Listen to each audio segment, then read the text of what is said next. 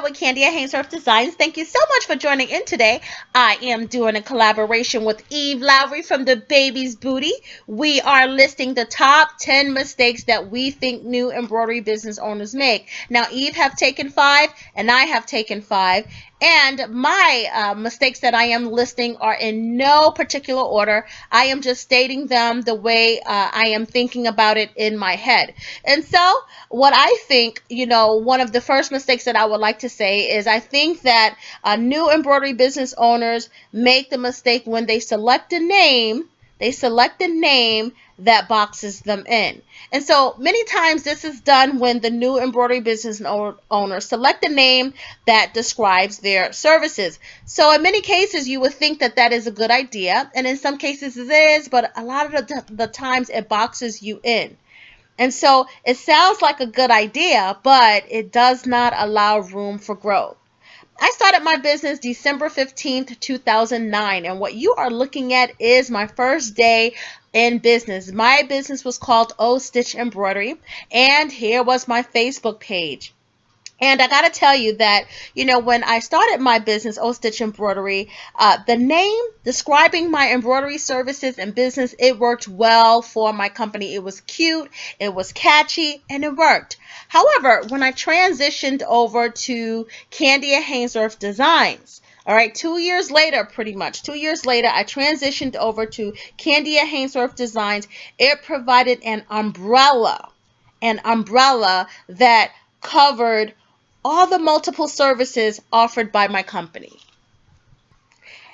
From embroidery personalization and monogramming services to sewing lessons to crafts to business services offered to other businesses such as private labeling, brand development, and embroidery mentoring services, to offering bulk orders to the local community colleges, and to welcoming t-shirt designs and personalized plates and mugs in the future, my name creates an umbrella for all of these services. Now, I must say these days I do less business-to-business services outside of embroidery mentoring services. So, for example, right now I currently have one client as a private label company, and the brand development is on a much smaller scale than it was before.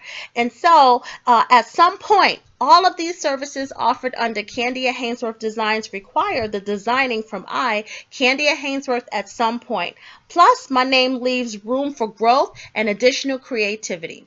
And therefore, Kandia Haynesworth Designs is never boxed in.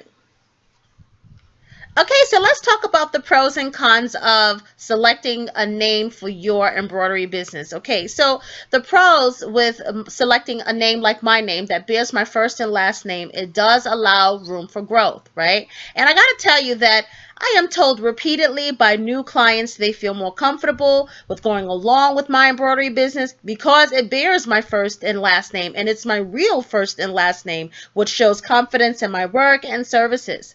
However, I gotta tell you that bearing my real first and last name may show confidence to my clients, in my embroidery services and my work, but it also puts my face front and center for my embroidery business. So there's no hiding behind a cutesy name. This means regardless to what happens with Kandia Haynesworth Designs, running this business will follow me forever.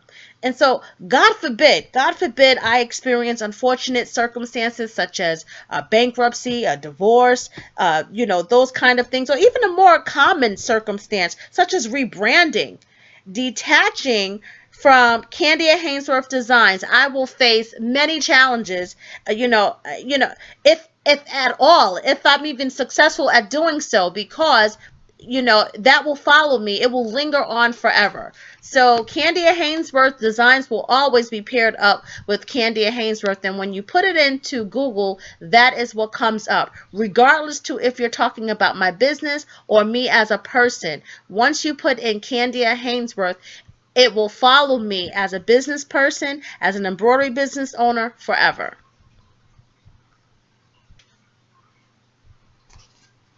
Okay, so let's move on to number two.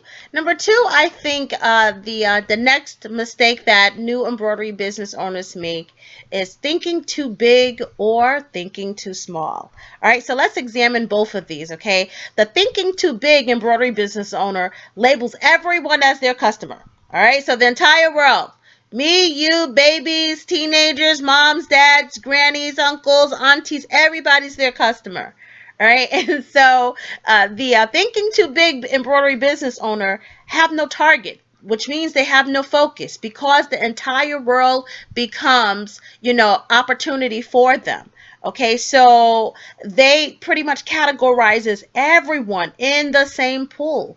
And the problem here is, we all don't think alike. We all don't want the same thing. We all are going to want different things. So think about exactly what I'm saying. If everyone is in the same category and we have one person trying to provide a service for all of us, think of it this way. In an example that I can give is, think of, you have, let's say, 6 kids at the kitchen table, right?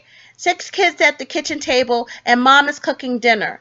If she doesn't have what she is cooking for that night, and she asks each individual kid what she's cooking, she's going to be cooking 6 different things, right? Because everybody gets a choice, opposed to saying, okay, this is what we're doing. Okay, and this is what I'm providing for you guys, this evening. All right, so on an example, in real life, that's unrealistic. You wouldn't probably do that every night. You would just, set what you're cooking for your kids and that's it.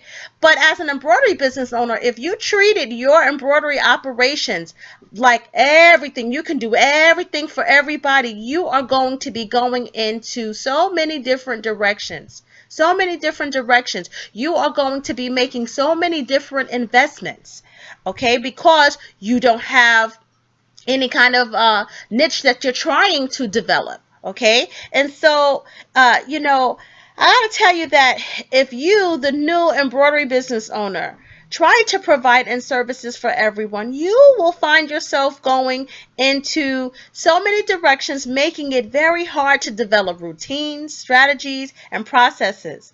And so you don't want to do that. I would say, I'm not saying stick with one category, but it can't be every category. So think about restaurants. Restaurants don't sell everything. They may sell multiple things. You may have restaurants that sell, Italian, American, and Chinese, but they can't possibly sell everything because it doesn't make sense. And so thinking too big, especially when you are a new embroidery business owner, automatically puts you in the red zone because you're not being realistic. You're not being realistic. And when you are not being realistic, then you're not thinking clearly. Okay, and so that is one of the biggest mistakes that I see new embroidery business owners making. Now, thinking too small. Thinking too small. The thinking too small embroidery business owner can push themselves right into the red zone as well. They can push themselves into the red zone of making no profits simply because they do not value their work. Okay, and so by not valuing their work, they are setting cost for their merchandise way too low. Okay, which is going to cost them profits. And when you are not making money, then you cannot grow because you cannot provide your embroidery business with opportunities to grow, like to upgrade a machine, like to maybe take a course, like to maybe purchase digitizing software, like to purchase inventory. You can't do that when you are not making money. Okay, or you start getting money or borrowing money from other sources that don't have anything to do with your embroidery business. All right, and so the thinking too small embroidery business owner generally possess some kind of low confidence. I'm not necessarily referring to low self-esteem. Okay, because you can be, a high self-esteem person in your personal life, but just don't have any confidence in your work as an embroidery business owner. And when you see this, when you see the embroidery business owner that is thinking too small and they possess low confidence levels, what happens is they take minimum risk. And these result in very little success stories. Okay, so I would say for number three, I would say the next mistake I think that embroidery businesses make, new embroidery business owners make, is losing focus, losing motivation, and lacking drive. And this usually comes from deflation of elevated emotions the new embroidery business have when starting out, because you're super hype, you're super pumped, you can do this, you're excited, you got a new machine, you got a used machine, you have a machine, and so you think that you're going to be making all this super cute designs, you're going to have business, your family members and friends are going to be ordering from you, and why wouldn't they, right? No one ever told you. No one ever told you about the long hours that you will have to invest in planning strategies and promoting your business. No one ever told you how sometimes even investing in those long hours and having strategies and stuff that you're developing still may not work. Okay, and so that's where lacking motivation and lacking focus and drive come from, when you know that you are putting in the blood, sweat, and tears and it's still not working. That is when usually you will find embroidery business owners, even seasoned embroidery business owners, lacking motivation. They just don't feel like it because they're just so discouraged at that point.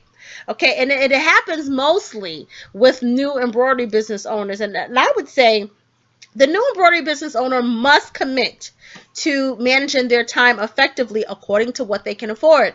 So this is going to help you avoid being overwhelmed. Okay, I was going to say prevent anxiety, but no, I would say avoid being overwhelmed. Okay, when you manage your time effectively, so that means that if you have children, if you have grandchildren that you take care of, if you have elderly parents that you take care of, if you have an outside job that you are committed to, and you have a limited time to commit to your new embroidery business, you need to make it work when you are working in your new embroidery business. So this means that you have to be committed to eliminating procrastination and distractions. So if you have to restrict yourself from social media while you are working on your website, or putting fabric away, or organizing your studio, or trying to develop a strategy or a process to develop a flyer for marketing something that you want to be selling, then that's what you need to do. But you got to be committed to it. Because it's easy to cut on your computer or have your phone next to you, and then Messenger, the chime starts going off, and now you are picking up your phone, and now you've invested 20 minutes in, on social media. And so you have to be committed to staying focused, and you have to want it. In regards to lacking motivation, I would say that also the new embroidery business owner must commit to building a support system. Okay, and if you can, before you get that embroidery machine, or when you just getting that new embroidery machine, try to develop a support system before you meet a challenge. Okay, so before things are extremely slow and you're feeling down, try to have a support system in place. Where are you going to get that support system in place? Facebook. Okay, so join them groups. Join them groups and read those statements when people are venting or when people are feeling down, and then read those comments that other people are providing solutions for, and then file them in the corners of your mind. So this way, when you are meeting challenges, you actually have a reference system built in your brain that you can kind of go to, like, oh, I remember somebody was feeling this way, and now you can kind of deal with it a little bit better because you're kind of prepared for it.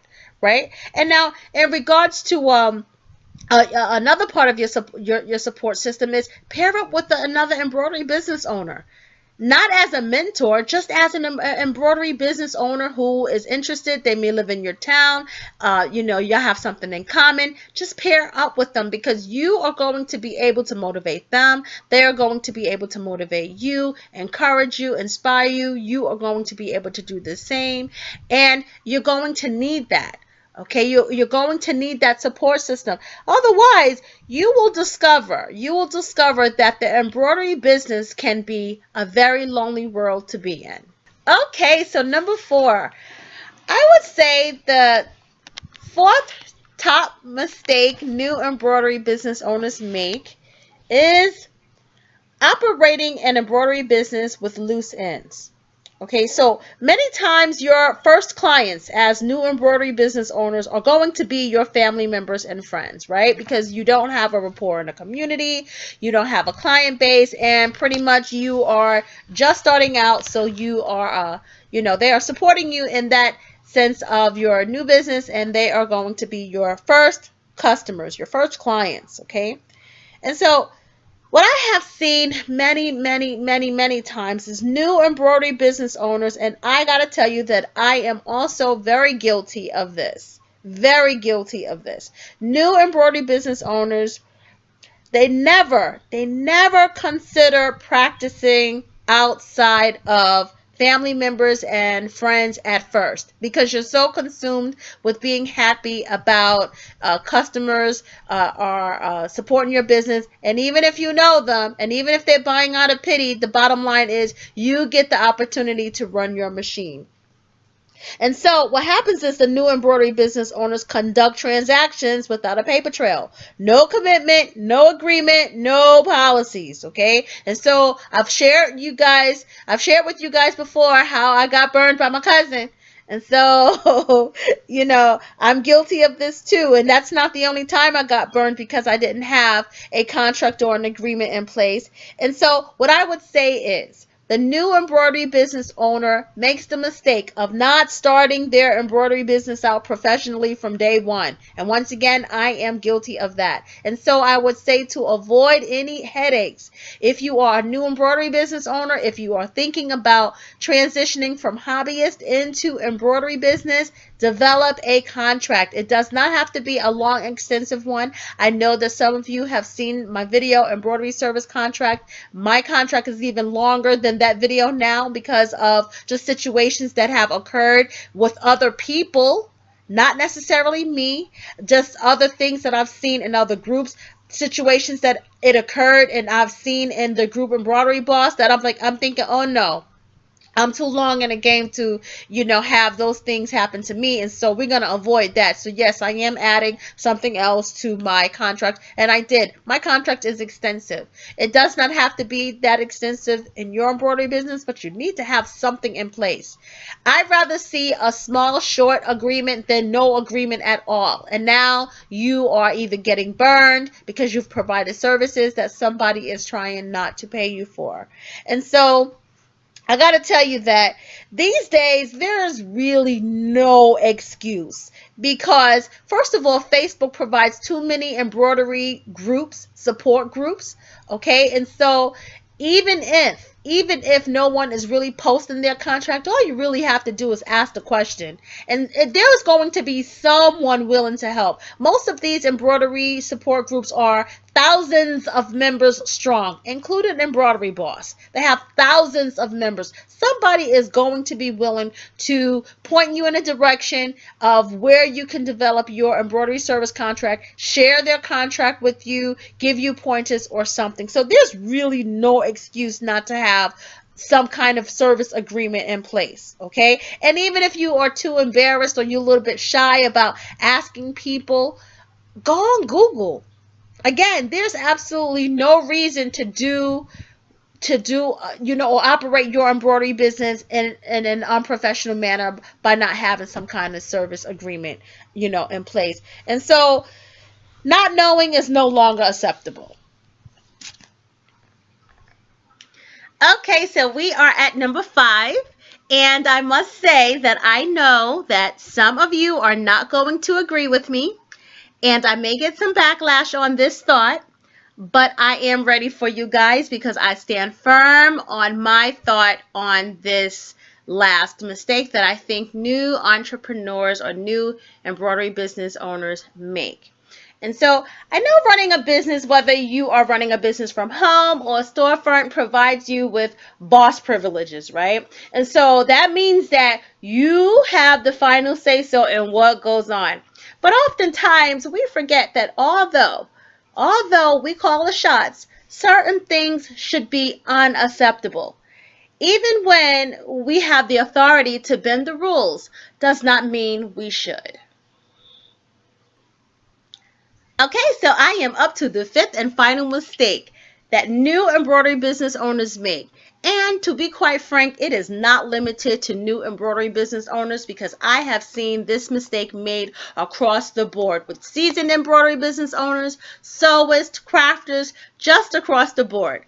And that is when you combine your home habits with your business practices. And so I will say that again, it's when you combine your home habits with your business practices. So if you refer to the image that is on your screen, you will see work going in one direction, you will see play going in the other direction, and the two does not meet. They cross each other, but they do not meet. And if you look at the pole is anchoring the two of them.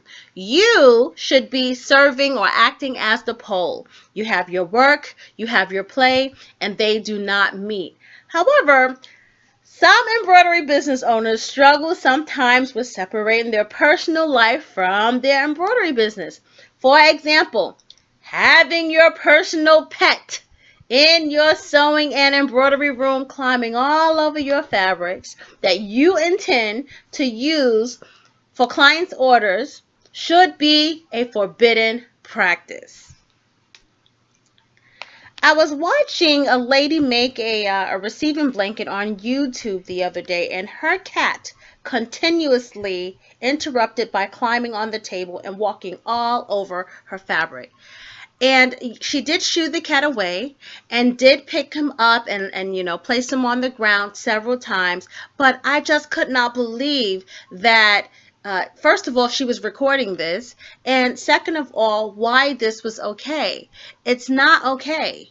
And so I just wanted to kind of show you, to visualize this. If I'm a customer and I am paying her to make a blanket for my niece, my nephew, or my baby, she can't tell me if she knows if my baby may be allergic to a cat. You want to know why? Because I might not know that. Suppose I don't have a cat. Suppose my baby's never been exposed to a cat. But now they have, because this cat is climbing all over the fabric that she is making my baby's blanket out of. This is unacceptable in a business.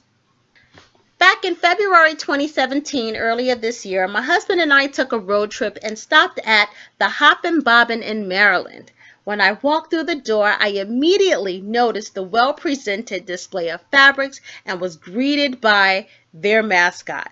I must say that this was an absolutely beautiful dog. It was clean, it was fluffy, it was friendly.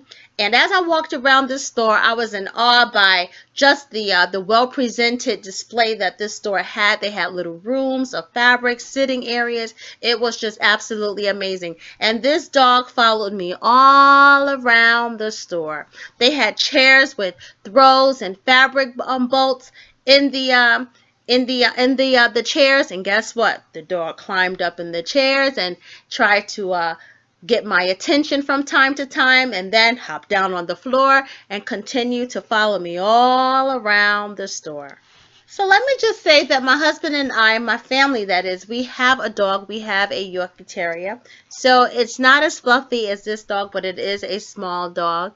And some would even refer to it as a lap dog, that kind of thing.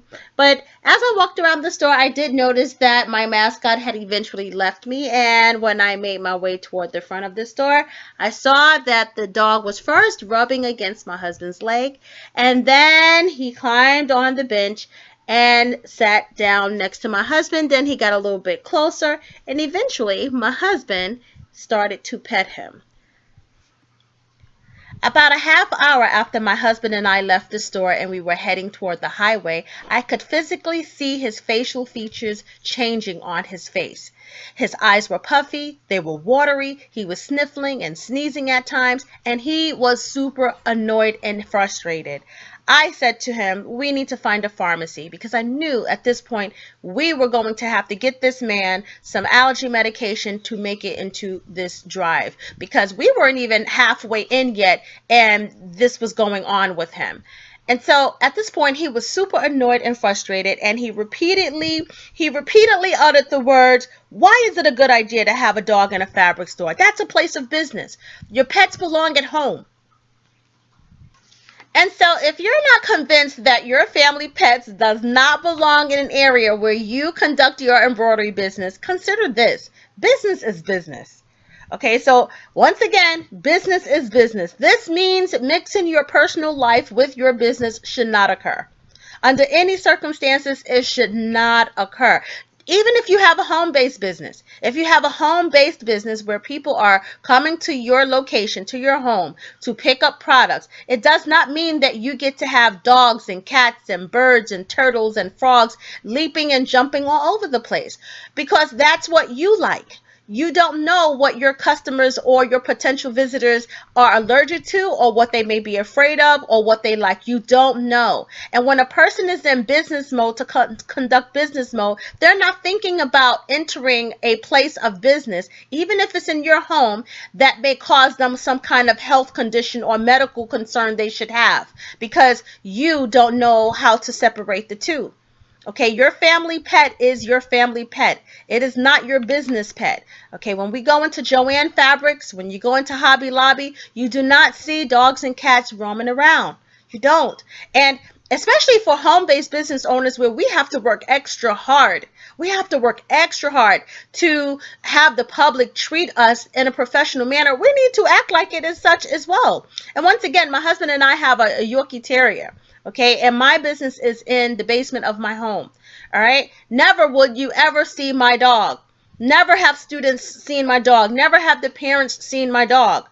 Okay, my dog is not allowed in my embroidery studio, and this has been since day one. Since day one, before I even did sewing students, I'm sorry, sewing lessons and so forth. I just knew I had fabrics around and I was making baby stuff, so I didn't want to take the chance. So, you have to start off on the right foot and not mix the two. Okay, and I know that, sometimes our pets keep us company, but not when someone has paid you money for you to provide a service. Unless you are telling them and you are attaching a note that this blanket was around a dog. Okay, this blanket had a cat climbing all over the furniture, all over the fabric before I made it. Unless you are telling them, they have no reason to believe that you did not handle the item that you are selling to them with the utmost care that you will want someone to handle your items in. All right. And so, like I said, business is business. You cannot mix your personal life with your business life. And Hop and Bob, and I got to tell you, may not be financially affected by my decision never to visit their store again. But how do they know they haven't lost potential customers, or repeat customers, just by having a dog parade around the store? When you enter the store, there is no sign on the door that says there is a dog roaming freely around this store. So that indicates that they could care less if potential customers have a dog allergy. If I have a dog allergy, I am not concerned about walking into a Joann store and seeing a dog, because I'm going into a fabric store, not a pet store. You understand? And so, it's just a little unfair to to have the attitude like, well, he's cute or she's super cute, and oh well, you have to get over it if you want to shop here. It's not fair. And so, somewhere down the line, they may have lost a lot of potential customers or repeat customers just by having this practice of having the dog climb all over the fabric, all over the furniture, rubbing against customers. What you think is cute, somebody else might not think is cute.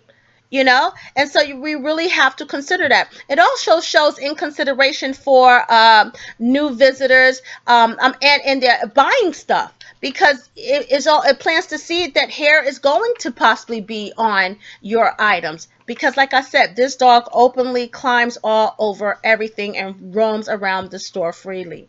And so, all of these things can interfere with your profit.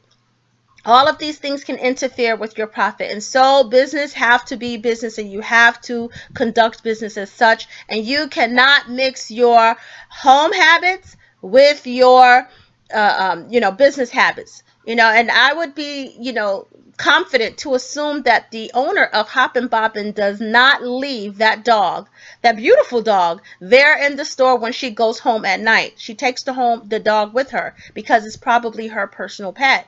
You understand what I'm saying? And so personal things should stay at home, where your personal belongings are. And if it's a situation where you don't want to leave the dog home alone, then guess what? You need to find a doggy sitter, or just have the dog in an area of the store that is his space or her space. But if you're going to conduct business, just because you don't have a sitter for your dog or something like that doesn't mean that I have to now buy something that run the risk of having dog hair on it. And so that's the last mistake that I think that new embroidery business owners make. I've seen it a lot. They think it's so cute that they up at 1 a.m. embroidering or sewing, and they have their little cat or their little dog climbing all over the place or at their feet. No, it's not cute. And so we have to be careful not to mix business with pleasure. Let's recap.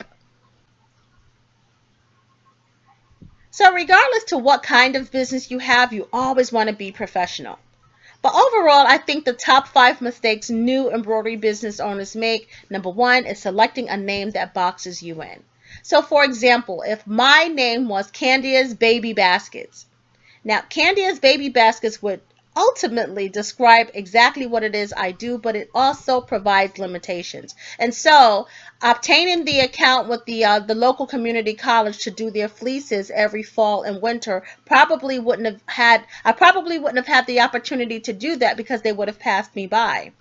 And so, you don't want to have a name that discourage potential clients just based on what they think you do and only what you do. You want to have a name that provides the opportunity to provide other services. Now, I know everybody don't want to go in different directions with their embroidery business. However, you always want to have room for growth. You don't always want to have yourself boxed in whereas you have no room for expansion, because what business owner don't want to grow? That's not the idea of getting in a business and always staying small and boxed in. And so you want to avoid that. Number 2, thinking too big or thinking too small. All right. And so thinking too big, that's when everybody is a customer. It doesn't make sense. You can have multiple targets, but everyone can't be your customer because you can't do everything. Okay, especially if you are a one-man team. You cannot do everything. And trust me, I am a person that I go in a lot of different directions in my embroidery business. You guys know that, with my baby ensembles to providing fleeces to the local community college to designing these t-shirts for the Navy Mom Squad. Those are 3 different embroidery services that I provide under my business. Okay, 3 is not 30.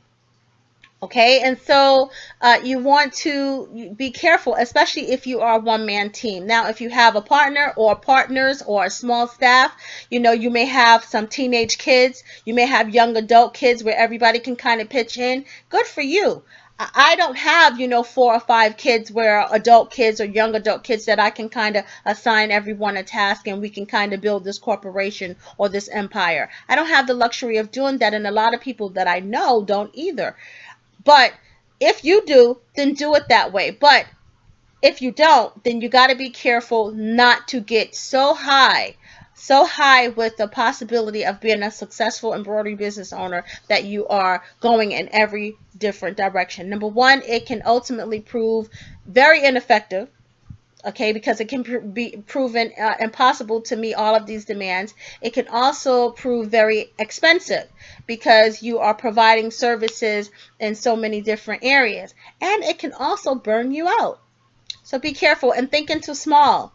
All right, know your worth. Know your worth. And if you're not sure what your worth is, Google it. There's absolutely no reason not to know these days. None whatsoever. So it amazes me when I still see questions like, how much would you charge for personalization?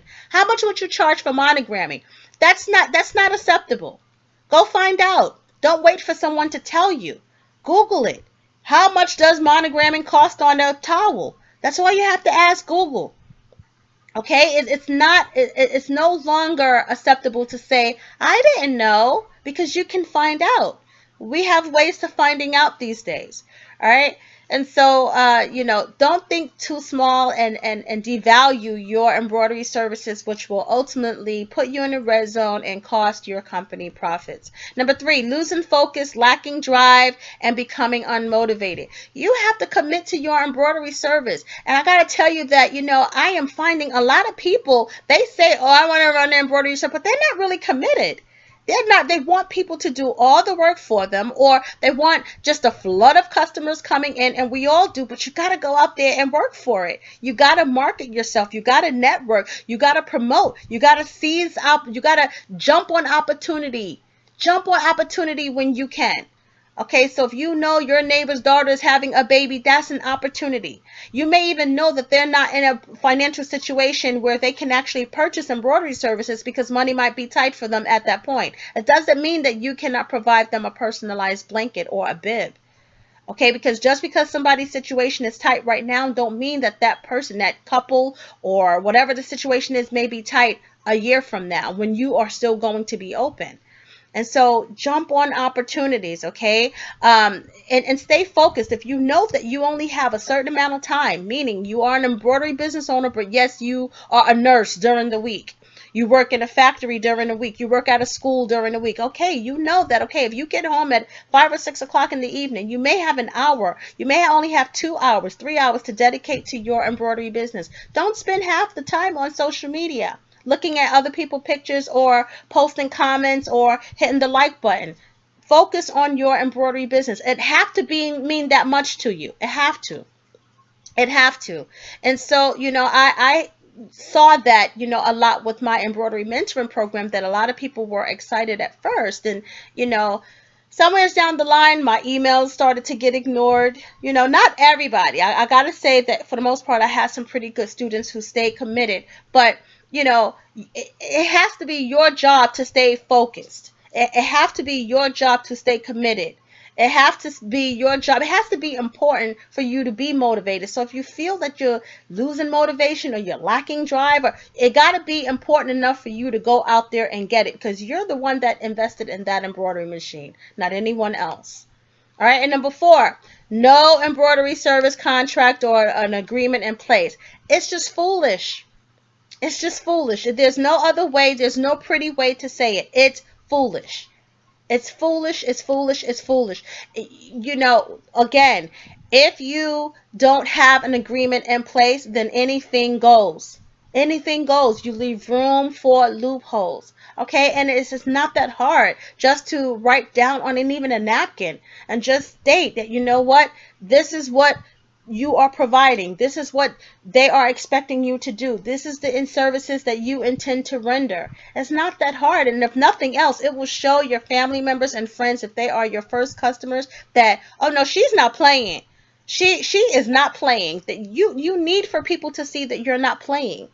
No, okay, no, girl, don't worry about it. No, it's not effective worrying about it. It's just how you conduct business. That's it. Because nowhere could your family members or friends go to another place of business and walk away with a blanket without paying for it or on a promise. And trust me, I have been there. So I am not sitting here being a hypocrite. But this is why I can tell you you need it, because I have been burned multiple times by family members and friends. And it's nothing fun, pretty, and it really destroys the relationship, because it changes how you look at them.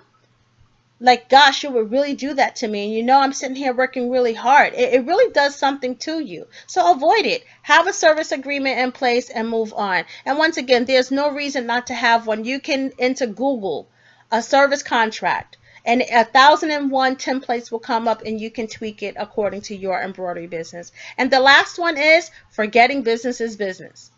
All right. Now, once again, I already did a video on what makes sense versus what not making sense. If you are running a hobby, then run your hobby. But if you are running a business, run a business. Do not have your pets and birds and flying and walking. No, run a business. And I always will suggest do it like the big boys do it. Okay. And so if, like I said, Hobby Lobby and Joanne and, these places where we shop to get supplies from, okay, run their stores accordingly, then why can't we run our small businesses, accordingly? Why can't we do that? And so you can't mix business with pleasure. Your home life is your home life, and your business life is your business life. And you can't expect people to adjust to you bringing your family life, your home life, into your area of business. And it's not okay, especially if you have a home-based business. You want to make them forget Make them forget that they're even in your home if possible. I remember, I had an embroidery boss member come over to my home with her daughter for a sewing lesson, and we were in my studio. And after a while, she said to me, I forgot that I'm in your home, because I want to create that atmosphere that this is a place of business. This is not my home where I have maybe 6 bedrooms above me. No, this is my embroidery studio. And so it's important. It's important that you make sure that you don't mix the two. You don't mix the two and then, expect people to treat you in a professional manner when you don't even respect your business enough or your customers enough to provide a professional environment. And so that's all I have for you today. I don't know if you guys are going to like everything I had to say, but if you do, give me a thumbs up. Consider subscribing to my channel. I got to tell you, Eve and I had been working on this, and Eve was on point. She had hers ready for quite some time and was just waiting on me. And I had so many things, and I said, oh gosh, I have to get this done. So I appreciate your patience in this, Eve, and giving me the opportunity to work alongside you in this collaboration. I hope we get a chance to work together on another project.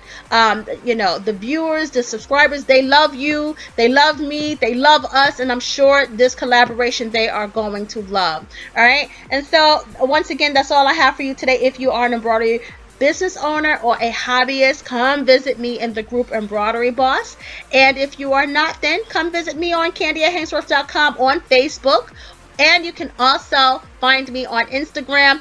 Check out Eve Lowry's channel, The Baby's Booty, or Eve Lowry. Check out her website as well, and she is also on Facebook. And until then, I'll see you next time.